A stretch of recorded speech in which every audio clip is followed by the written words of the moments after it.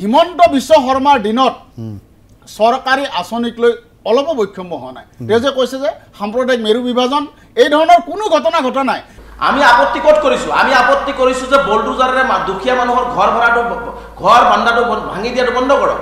যদি সংঘাত যিসকল পুলিচে মানুহক গুলিয়াই মাৰিলে তেওঁলোকৰ বিৰুদ্ধে ব্যৱস্থা লোৱা হ'ব দিছে কংগ্ৰেছৰ হিমন্ত বিশ্ব শৰ্মা বেদখল কেতিয়া হৈছে কিয় বেদখল মুক্ত কৰিব পৰা নাই ঠিক আছে ধান আছে অৱস্থা আছে স্মাৰ্ট ঠিক আছে আপুনি কিয় প্ৰতিবাদ নকৰে কোনটো আঁচনিত সংখ্যালঘু বুলি এই বিজেপি চৰকাৰে বৈষম্য কৰিছে এটা উদাহৰণ ৰেজাউল কৰিম চৰকাৰে দিয়ক গতিকে আমি ৰাইজৰ হকে কাম কৰিছোঁ খিলঞ্জীয়াৰ হকে মাত পাতিছোঁ তাৰ সাম্প্ৰদায়িক কথা বতৰা নাই ধৰ্মীয় উন্মাদনাৰ কথা নাই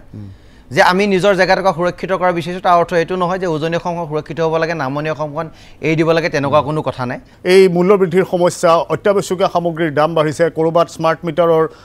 মাধ্যমাৰক লৈ সৰ্বত্ৰ আমি দেখিছোঁ মানুহৰ মাজত খুব আন বিভিন্ন সমস্যাও আছে কিন্তু অসমৰ আটাইতকৈ ডাঙৰ সমস্যা কি যিটো সমস্যাক লৈ সৰ্বসাধাৰণ আটাইতকৈ বেছি উদ্বিগ্ন কমল কুমাৰ মেধি আছে আমাৰ সৈতে বিজেপিৰ মুখপাত্ৰ পুনৰ আপোনাৰ ওচৰলৈ আহিছোঁ ৰেজাউল কৰিম চৰকাৰে ইতিমধ্যে যিখিনি কথা ক'লে বা কংগ্ৰেছৰ ফালৰ পৰা যিখিনি কথা কোৱা হৈছে বিষয়টো বাৰে বাৰে এনেকুৱা হয় যে এই গোটেই যিটো মিয়া খিলঞ্জীয়া হিন্দু মুছলমানৰ প্ৰসংগবোৰ মেৰু বিভাজন এই যিবোৰ সাম্প্ৰদায়িক উত্তেজনা কেৱল বিজেপিয়েহে জীয়াই ৰাখিব বিচাৰিছে সেই ধৰণৰে যেন অভিযোগ সকলোৰে অসমৰ যিসকল প্ৰগতিশীল মনৰ সংখ্যালঘু লোক আছে তেওঁলোকে মুখ্যমন্ত্ৰী হিমন্ত বিশ্ব শৰ্মা ডাঙৰীয়া সদায় ধন্যবাদ দিব লাগিব বিজেপি চৰকাৰখনে হিমন্ত বিশ্ব শৰ্মা ডাঙৰীয়া মুখ্যমন্ত্ৰী হোৱাৰ পিছত এনেকুৱা কিছুমান আইন কানুন আনিলে য'ত মুছলমান মহিলাসকলৰ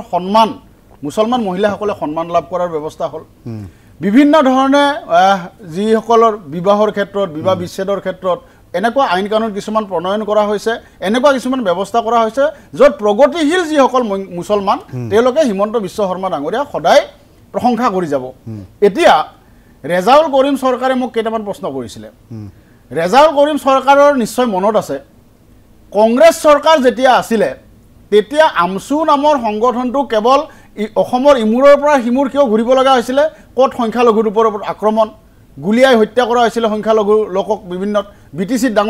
কিমান ডাঙৰ সংঘৰ্ষ এটা হৈছিলে নানান ধৰণৰ ঘটনা ঘটিছিলে সাম্প্ৰদায়িক সংঘৰ্ষ এটাৰ পিছত এটা স্বাধীনতাৰ পিছত কংগ্ৰেছৰ দিনত কিমান সাম্প্ৰদায়িক সংঘৰ্ষ ঘটিলে যাৰ কাৰণে সংখ্যালঘু লোকসকল সদায় ভয়ত থাকিবলগীয়া পৰিস্থিতি হৈছিলে আজি যোৱা 8টা বছৰত সৰ্বানন্দ সোণোৱাল আৰু হিমন্ত বিশ্ব শৰ্মা ডাঙৰীয়াৰ মুখ্যমন্ত্ৰীত্বৰ কালত এটা সাম্প্ৰদায়িক সংঘৰ্ষৰ কথা কওক ৰেজাউল কৰিম চৰকাৰে য'ত অসমৰ সংখ্যালঘু লোকসকল আক্ৰান্ত হৈছে ক'তো হোৱা নাই কিন্তু তাৰ অৰ্থ এইটো নহয় যে তেওঁলোকে ট্ৰাইবেল বেল আৰু ব্লেকৰ আহি বসতি স্থাপন কৰিব তাৰ অৰ্থ এইটো নহয় যে তেওঁলোকে সত্ৰ নামঘৰৰ মাটি বেদখল কৰিব তাৰ অৰ্থটো এইটো নহয় ৰেজাউল কৰিম চৰকাৰক আৰু এটা কথা মনত পেলাই দিছোঁ তেখেতে নিশ্চয় জানিব হিমন্ত বিশ্ব শৰ্মাৰ দিনত চৰকাৰী আঁচনিক লৈ অলপ বৈষম্য হোৱা নাই তেওঁ যে কৈছে যে সাম্প্ৰদায়িক মেৰু বিভাজন এই ধৰণৰ কোনো ঘটনা ঘটা নাই কংগ্ৰেছৰ দিনত কেৱল কংগ্ৰেছীসকলেহে চৰকাৰী আঁচনি পোৱাৰ ক্ষেত্ৰত প্ৰথম প্ৰিফাৰেঞ্চ পাইছিল আজি হিমন্ত বিশ্ব শৰ্মা আৰু মাননীয় নৰেন্দ্ৰ মোদী ডাঙৰীয়াৰ যিসমূহ আঁচনি কেন্দ্ৰ আৰু ৰাজ্য চৰকাৰে বিজেপি চৰকাৰে কৰিছে আপুনি চাব যে মোৰ বজালিতকৈ আমাৰ পাকা বেতবাৰীত বেছি কিষাণ নিধিৰ ধন পাইছে বজালিতকৈ বেছি আমি দেখিছোঁ যে অৰুণোদয়ৰ মহিলা বেছি পইচা পাইছে বেছি মহিলাই অৰুণোদয়ৰ আঁচনিৰ দ্বাৰা উপকৃত হৈছে কোনটো আঁচনিত সংখ্যালঘু বুলি এই বিজেপি চৰকাৰে বৈষম্য কৰিছে এটা উদাহৰণ ৰেজাউল কৰিম চৰকাৰে দিয়ক আজি মুখ্যমন্ত্ৰীগৰাকীক ধন্যবাদ দিবৰ সলনি তেওঁলোকে গৰিহণা দি আছে আজি চৰকাৰী আঁচনিৰ ক্ষেত্ৰতে হওক মুছলমান মানুহৰ যিটো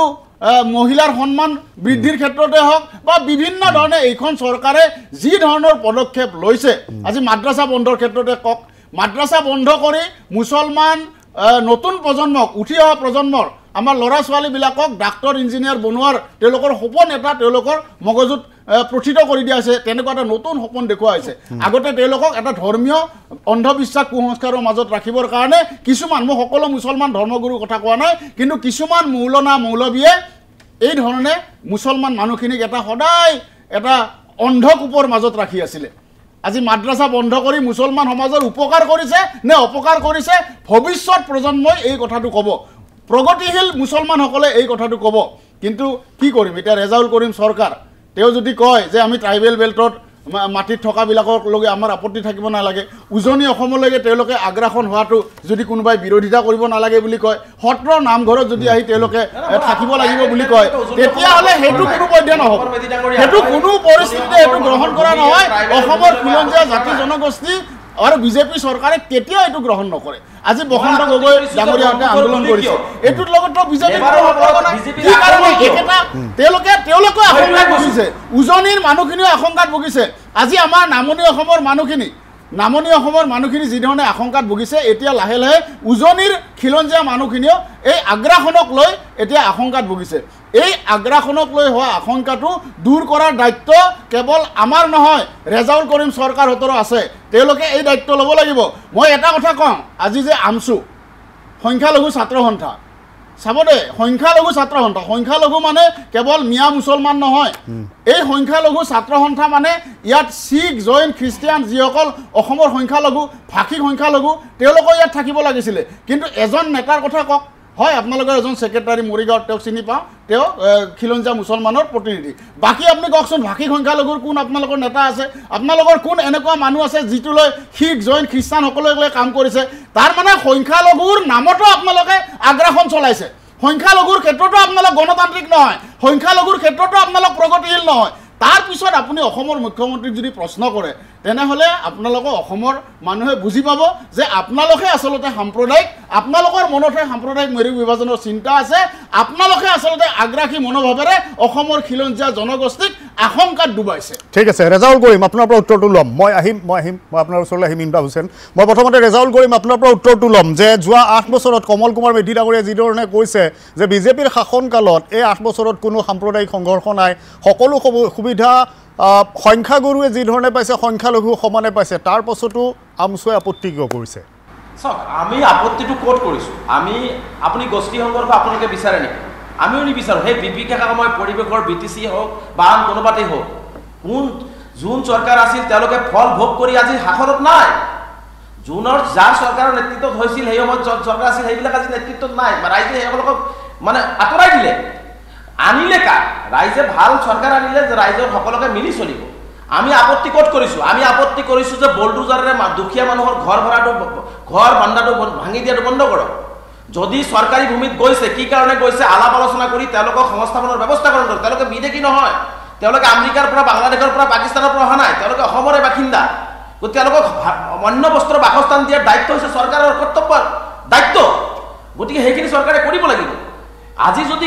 সদায় মানুহক গুলিয়াই মাৰিব সদায় ৰাতি মানুহক কেতিয়া তেওঁৰ ঘৰটো ভাঙি দিব বুলডোজাৰ আহিব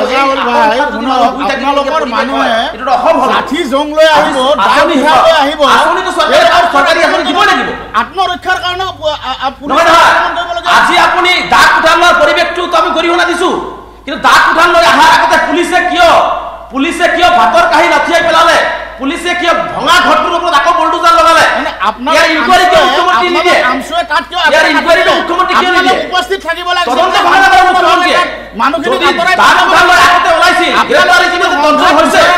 যদি সংঘাত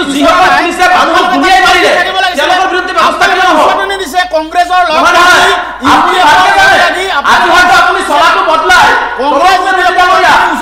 বিভিন্ন চহৰ অঞ্চল গৈছে আপুনি কিয় নাই তাত আপুনি সকলো গম পায় আপুনি চলাটো ভাষা চেঞ্জ হৈছে আপোনাৰ চাৰ্টটো আপুনি বদলাই পিন্ধাৰ কাৰণে আপোনাৰ ভাষাটো চেঞ্জ হৈছে আজি উজনি অসমৰ আগ্ৰাসন হৈছে মই 100 বাৰ বসন্ত গগৈৰ লগত কথা পাতিম আজি মাজুলীত যদি কিবা আগ্ৰাসন হৈছে মই 100 বাৰ কথা পাতিম উজনি অসমৰ নামনি অসমৰ কোনো সংখ্যালঘু যদি বেয়া কাম কৰিছে মই 100 বাৰ কথা পাতিম সমস্যাৰ সমাধান কৰিম অপৰাধ যদি কোনোবাই কৰিছে তাক শাস্তি বসন্ত গগৈ নহয় মই গৈ পেলাই বসন্ত গগৈৰ লগত গৈ দিম মই নিবিচাৰোঁ যে উজনি অসমত কোনোবাই আগ্ৰাসন কৰি উজনি অসমৰ ভাইসকলক অসুবিধা কৰিব আমি একেলগে কাম কৰিম একেলগে কাম কৰাৰ কাৰণে সদায় প্ৰস্তুত আছোঁ দাগ উঠাৰ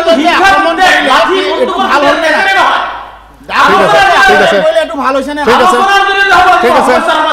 ঠিক আছে আলোচনাৰ জৰিয়তে সমস্যাৰ সমাধান হ'ব লাগিব ঠিক আছে আলোচনাৰ মাজেৰে সমস্যা আপুনি যদি কাজিয়া কৰি হিংসা কৰি আলোচনাৰ মাজেৰে সমাধান হ'ব লাগে এই যিবিলাক সাম্প্ৰদায়িক মেৰু বিভাজন এইবোৰ শেষ হ'ব লাগে মই ইমৰান হুছেইন কংগ্ৰেছৰ বিৰুদ্ধে বহু অভিযোগ আছে ইতিমধ্যে কমল কুমাৰ মেধিও কৈছে যে আমচুৱেও কংগ্ৰেছৰ কথা মতে এই ধৰণৰ কাম কৰে বুলি প্ৰথমতে এটা মই মুখ্যমন্ত্ৰী ডাঙৰীয়াক এটা প্ৰত্যাহ্বান জনাব বিচাৰিছোঁ কমল মেধি ডাঙৰীয়া আছে প্ৰথমতেই মই ক'ম যে বেদখল মুক্ত হৈছে আমি এইটো সমৰ্থন কৰিম কিন্তু চাওক আজি অসমৰ মুখ্যমন্ত্ৰী কোন হিমন্ত বিশ্ব শৰ্মা ডাঙৰীয়া নেতা আহ্বায়ক কোন হিমন্ত বিশ্ব শৰ্মা ডাঙৰীয়া দিল্লীত কাৰ চৰকাৰ বিজেপি চৰকাৰ কিন্তু আজি অসমৰ মাটি অৰুণাচলে কিমান বেদখল কৰিছে 16,144 হেক্টৰ মাটি অৰুণাচলে বেদখল কৰি আছে নাগালেণ্ডত 69,490 হেক্টৰ মাটি নাগালেণ্ডত বেদখল কৰি আছে মেঘালয়ত 3,441 হেক্টৰ মাটি বেদখল কৰি আছে মিজোৰামত 33,675 হেক্টৰ মাটি দখল কৰি আছে অৰ্থাৎ এই হিমন্ত বিশ্ব শৰ্মাই ডাঙৰ কথা কয় উচ্ছেদৰ কথা কয় আজি 92,750 হেক্টৰ মাটি বেদখল হিমন্ত বিশ্ব শৰ্মাই বেদখল কেতিয়া হৈছে কিয় বেদখল মুক্ত কৰিব পৰা নাই চলি আছে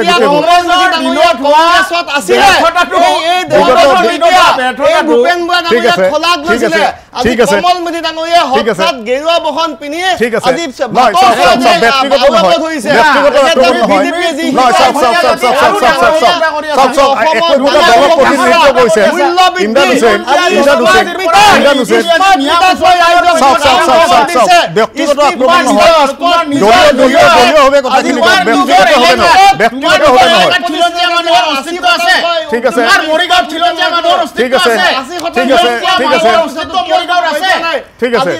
ঠিক আছে আপুনি কিয় প্ৰতিবাদ নকৰে ঠিক আছে আপুনি মই এটা বিৰতি ল'ব লাগিব কমল কুমাৰ মেধি ইমৰান হুছেইন কমল কুমাৰ মেধি মই এটা আকৌ বিৰতি ল'ম দুইজনক মই ৰখাইছোঁ আকৌ এটা বিৰতি ল'ম বহু বিষয় আছে কিন্তু তাৰ মাজত এতিয়া বিষয় কেৱল সকলোৰে নেতাৰ মুখে বিষয় এটাই হৈছে মিয়া খিলঞ্জীয়া আৰু যেতিয়াই বিষয়টো আহে শাসক বিৰোধী তাত সৰ্বশক্তিৰে জঁপিয়াই পৰে তাৰ মাজতে দল সংগঠনবিলাকৰ ফালৰ পৰা যি ধৰণৰ মন্তব্য কিছুমান আহে সকলোৱে দৰাচলতে ভাবিবলৈ বাধ্য হৈছে বা এয়াই সত্য নেকি এই ধাৰণাই সকলোৰ মনলৈ আহিছে যে এতিয়া অসমত আটাইতকৈ ডাঙৰ যদি সমস্যা আছে এইটোৱে মই আকৌ এবাৰ আহিব বিচাৰিছোঁ বসন্ত গগৈৰ ওচৰলৈ বসন্ত গগৈ 30 সংগঠনৰ স্থিতিক লৈ বাৰে প্ৰশ্ন উঠে মই আকৌ এই বিষয়টো জানিব বিচাৰিছোঁ আপোনাৰ পৰা কেই মুহূৰ্তমানৰ পূৰ্বে ৰেজাউল কৰিম চৰকাৰে এই কথা কৈছে যে মুখ্যমন্ত্ৰীয়ে যিটো এটা মন্তব্য দিছিল বিশেষকৈ মিয়াসকলৰ নিৰাপত্তাৰ দায়িত্ব উজনিত লোৱা নহয় 30 সংগঠনক বাৰে তাত সাঙুৰি অনা হয় 30 সংগঠনে দৰাচলতে বিচাৰে কি বিচাৰিছে কি ধৰণৰ স্থিতি থাকিব অনাগত সময়লৈকে চাওক 30 সংগঠন হৈছে এটা প্ৰেছাৰ গ্ৰুপ এটা অৰাজনৈতিক ছাত্ৰ সংগঠন গতিকে আমি ৰাইজৰ হকে কাম কৰিছোঁ খিলঞ্জীয়া হকে মাত মাতিছোঁ তাত জনগোষ্ঠীয় চিন্তা চেতনাৰ কথা নাই তাত সাম্প্ৰদায়িক কথা বতৰা নাই ধৰ্মীয় উন্মাদনাৰ কথা নাই যে আমি নিজৰ জেগাটুকুৰা সুৰক্ষিত কৰা বিচাৰিছোঁ তাৰ অৰ্থ এইটো নহয় যে উজনি অসমখন সুৰক্ষিত হ'ব লাগে নামনি অসমখন এৰি দিব লাগে তেনেকুৱা কোনো কথা নাই আমি সামগ্ৰিকভাৱে গোটেই অসমখনক সুৰক্ষিত হোৱাৰ কথা বিচাৰিছোঁ আৰু সেইকাৰণে আমি কৈছোঁ যে খিলঞ্জীয়াৰ ওচৰত ভূমি অধিকাৰ থাকিব লাগে সেইটো আমাৰ মেইন দাবী এই ধাৰণাটোৱে মই মাজত ৰখাইছোঁ আপোনাক যে খিলঞ্জীয়া বুলি কোৱাৰ লগে লগে যে মানুহৰ মাজত এটা এনে ধাৰণা হৈছে যে কেৱল উজনি অসম সুৰক্ষাতহে 30 সংগঠন ব্যস্ত নামনি যি হয় তাকেই হ'ব মানে সেই ধৰণৰ এটা চিন্তা তেনেকুৱা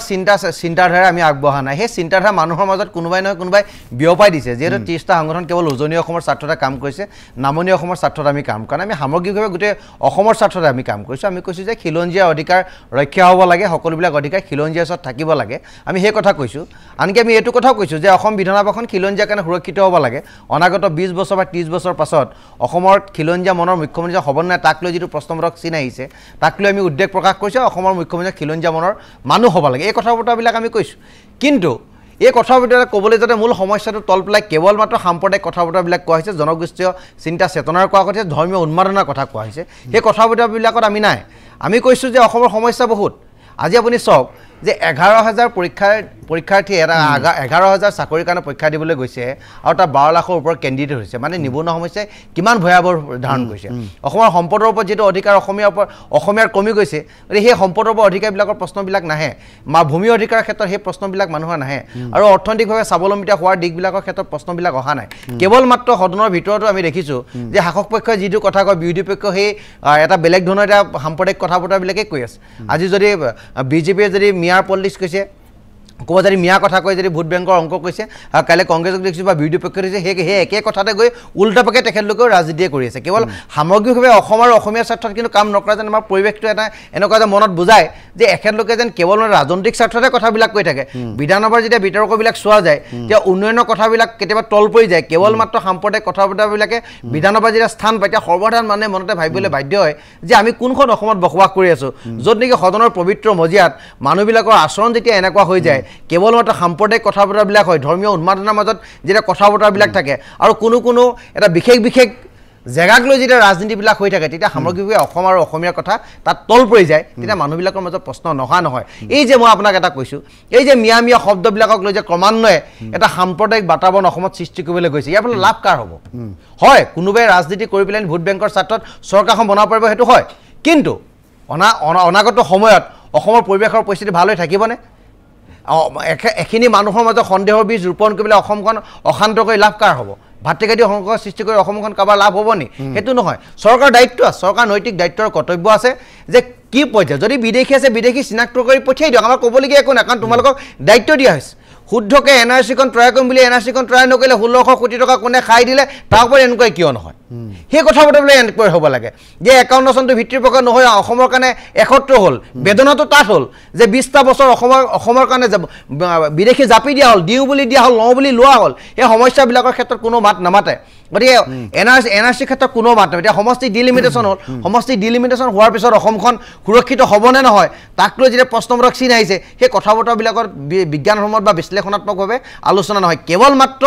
সাম্প্ৰদায়িক কথা বতৰাবিলাকৰ মাজত থাকি পেলানি যিটো অত্যাধিক মূল্যবৃদ্ধিৰ যিটো প্ৰসংগ যিটো আমাৰ নিবনুৱা সমস্যাৰ যিবিলাক কথা বতৰা সেই কথা বতৰাবিলাক তল পেলাই দিয়া হৈছে কেৱল মাত্ৰ মানুহবিলাকৰ মাজত সাম্প্ৰদায়িক কথা বতৰা জনগোষ্ঠীয় সংকীৰ্ণ চিন্তা চেতনা ধৰ্মীয় উন্মাদনা এই কথাবিলাকৰ মাজত যদি থৈ দিয়া হয় তেতিয়া অসম কিন্তু কেতিয়াও উন্নতিৰ দিশত আগবাঢ়ি নাযাব মই এতিয়া শেষত এটা বিষয়লৈ যাম মই কমল কুমাৰ মেধিৰ পৰা এই বিষয়টো আনিম যিহেতু তেওঁ শাসক পক্ষৰে এগৰাকী প্ৰতিনিধি শাসকীয় দলটোৰ প্ৰতিনিধি আমি এই হিন্দু মুছলমান এই প্ৰসংগবিলাকৰ পৰা গ'লোঁ এতিয়া মানুহে যে সকাহ যিটো জনতাই সকাহ বিচাৰিছে এই যিটো সামগ্ৰিকভাৱে বজাৰত এটা প্ৰভাৱ দেখা গৈছে বা স্মাৰ্ট মিটাৰ এই সমস্যাবিলাকৰ পৰা মানুহে কেতিয়া পৰিত্ৰাণ পাব তাৰ কাৰণে প্ৰচেষ্টা চলি আছে আজি যে আমি বিভিন্ন ধৰণে চৰকাৰী আঁচনিবিলাক দি মানুহক উপকৃত কৰাৰ চেষ্টা কৰিছোঁ আজি অৰুণোদয়টো আমাৰ বহুত মহানগৰীক যিবিলাক বুদ্ধিজীৱী তেওঁলোকে বুজি নাপায় কিন্তু গাঁৱৰ এগৰাকী মহিলাৰ কাৰণে 1250 টকা এটা ডাঙৰ সকাহ ঠিক তেনেদৰে চৰকাৰী আঁচনিবিলাক চাউলৰ ক্ষেত্ৰতে আমি যিকোনো চাওঁ এটা আপোনাৰ সময় কম দীঘলীয়াকৈ নকওঁ